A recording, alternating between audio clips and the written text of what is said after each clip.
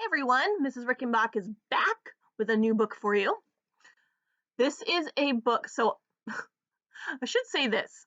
So I'm at my house and I don't have a whole lot of books here. Most of my books, all my kid books, are in our classroom. So I've had to do some digging and I found some books that are pretty old, some books from when I was a little girl. So the next few books I'm going to read are possibly going to be more vintage-ish.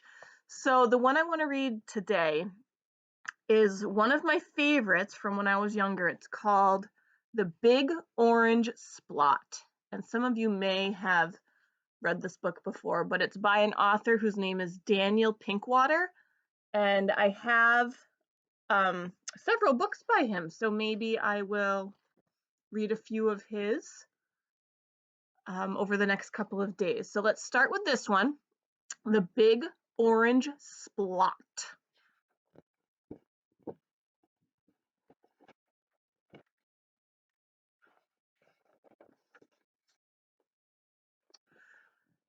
Mr. Plumbeam lived on a street where all the houses were the same.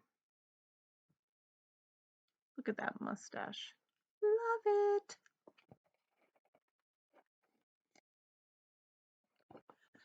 He liked it that way. So did everybody else on Mr. Plumbeam's street. This is a neat street, they would say. Then one day,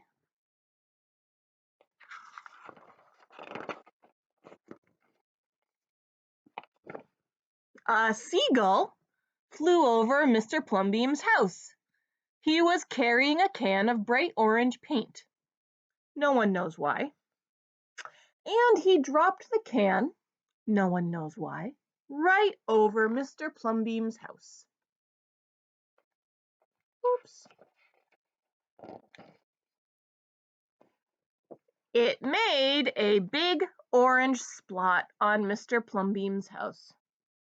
Oh, too bad, everybody said. Mr. Plumbeam will have to paint his house again. Oh, I suppose I will, said Mr. Plumbeam. But he didn't paint his house right away. He looked at the big orange splot for a long time. Then he went about his business. The neighbors got tired of seeing that big orange splot.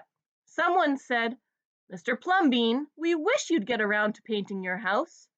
"Okay," said Mr. Plumbeam.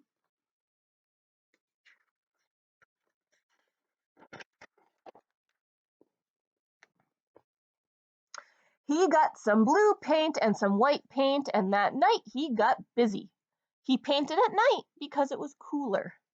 When the paint was gone, the roof was blue, the walls were white, and the big orange splot was still there. Then he got some more paint. He got red paint, yellow paint, green paint, and purple paint. In the morning, the other people on the street came out of their houses. Their houses were all the same, but Mr. Plumbeam's house was like a rainbow. It was like a jungle. It was like an explosion.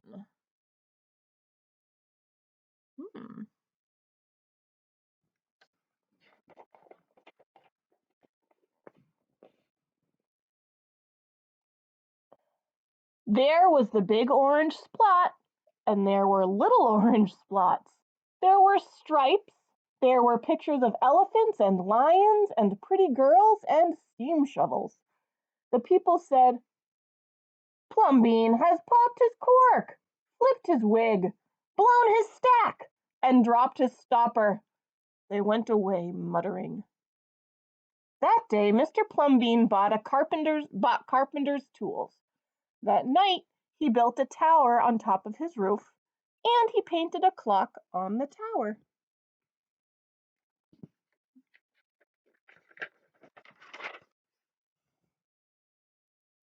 The next day, the people said, "Plumbeam has gushed his mush, lost his marbles, and slipped his hawser." They decided they would pretend not to notice.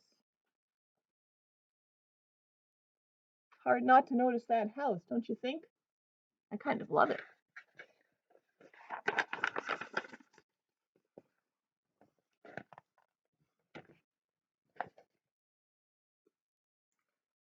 That very night, Mr. Plumbean got a truck full of green things. He planted palm trees, baobabs, thorn bushes, onions, and frangipani. In the morning, he bought a hammock and an alligator.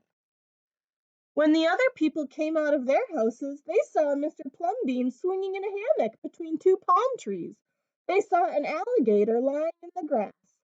Mr. Plumbean was drinking lemonade.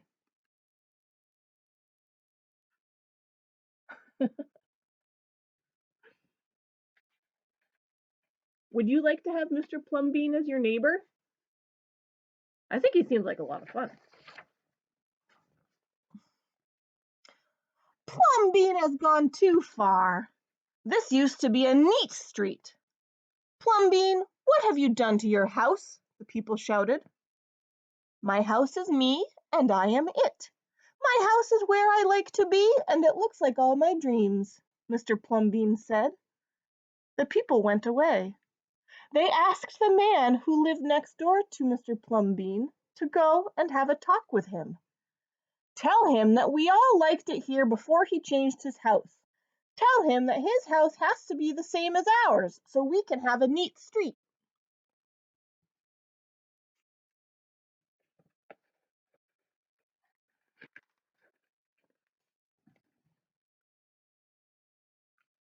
The man went to see Mr. Plumbean that evening. They sat under the palm trees, drinking lemonade and talking all night long.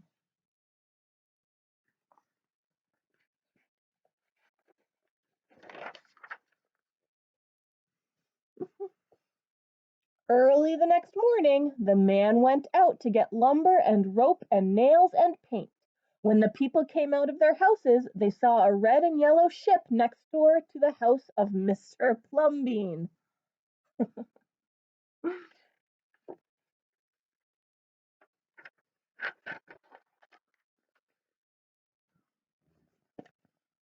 What have you done to your house? They shouted at the man. My house is me, and I am it. My house is where I like to be, and it looks like all my dreams, said the man, who had always loved ships. He's just like Plumbean, the people said. He's got bees in his bonnet, bats in his belfry, and knots in his noodle. Then, one by one, they went to see Mr. Plumbean late at night. They would sit under the palm trees and drink lemonade and talk about their dreams. And whenever anybody visited Mr. Plumbean's house, the very next day, that person would set about changing his own house to fit his dreams.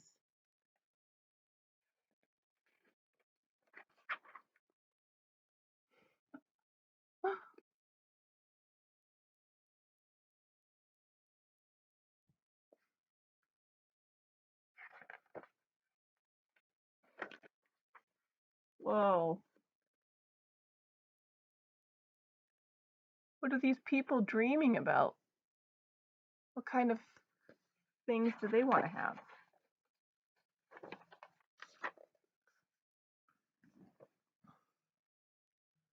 Whenever a stranger came to the street of Mr. Plumbean and his neighbors, the stranger would say, "This is not a neat street." Then all the people would say, "Our street is us and we are it. Our street is where we like to be, and it looks like all our dreams."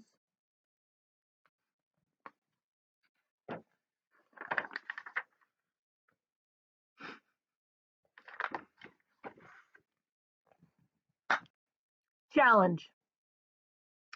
I want each of you, if you want, if you want, to draw a picture, make a sculpture, use Legos, use chalk, anything you want to design your dream house.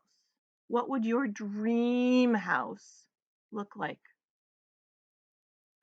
Snap a picture, send it to me, and I'll put them up on our Blooms page. Okay? I cannot wait to see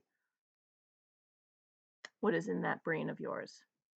All right, take care, my friends. I'll talk to you soon with a new Daniel Pinkwater story. There's a few.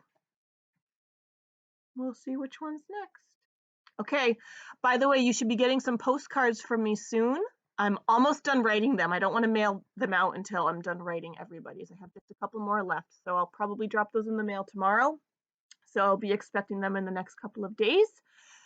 And we'll talk soon. Bye.